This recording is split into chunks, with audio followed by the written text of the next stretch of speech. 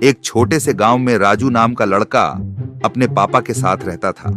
पापा थोड़े पुराने ख्यालों के थे। पिता, अरे ओ राजू, कब तक घर में पड़ा रहेगा? कुछ काम धाम भी करेगा या नहीं?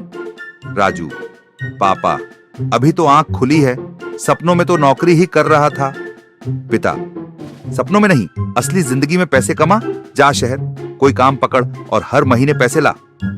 राजू, पापा, मुझे तो बस खाना बनाना आता है, वही एक हुनर है, और कुछ आता ही नहीं। पिता, भूख लगी तो सब सीख जाता है, जा बेटा अब निकल। अगले दिन राजू चला गया शहर। बहुत जगह गया, होटल, दुकानों में, पर कोई उसे नौकरी नहीं देता था। थका हारा वो गांव लौट आया। घर आकर खाना बनाने लगा और अपने आप से बातें करने लगा। मुझे तो सिर्फ खाना बनाना आता है, लेकिन क्यों ना मैं अपना स्टॉल ही लगा लूं, कम से कम लोग खाएंगे तो सही। और बस राजू ने गैस चूल्हा, मसाले, बर्तन उठाए और पहुंच गया गांव की सड़क पर। कुछ समय बाद वहां कुछ लोग आकर खाना खाने लगते हैं। बाप रे, क्या स्वाद है भाई, कल भी आएंगे और हमारे सब दोस्तों को लाएंगे। धीरे धीरे लोगों की लाइन लगने लगी। बच्चे, बूढ़े, नौजवान सब आकर खाना खाने लगते हैं।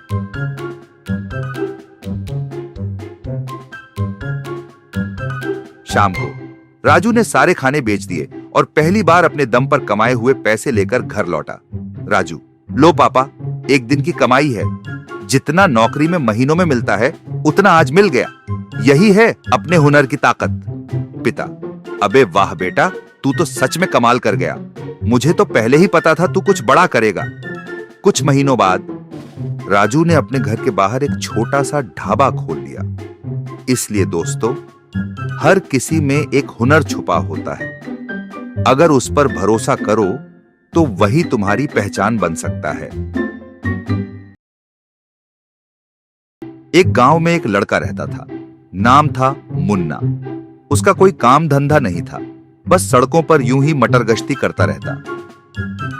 एक दिन वो अपने दोस्त छोटू के साथ सड़क पर टहला रहा था।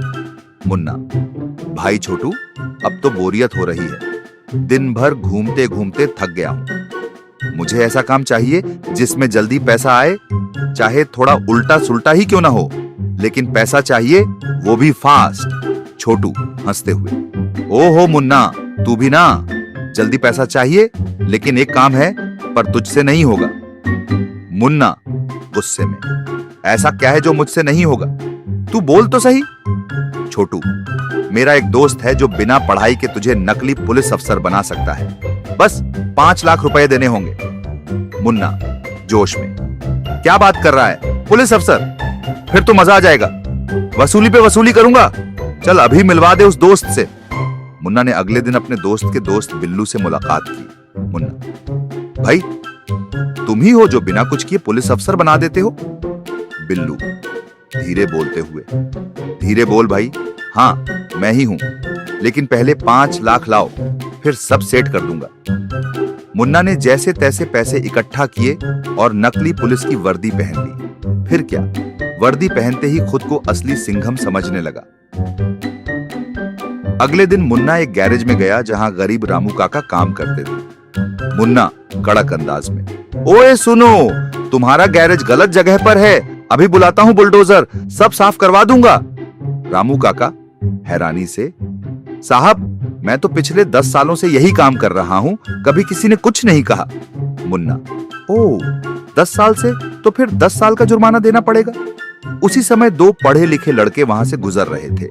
नाम थे विवेक और अमन। विवेक, क्या बात हो रही है यहाँ? रामू काका, भाई ये अफसर कह रहे हैं कि मेरी दुकान गैर कानूनी है और जुर्माना देना पड़ेगा। अमन संदेह से, साहब आप किस थाने से हैं?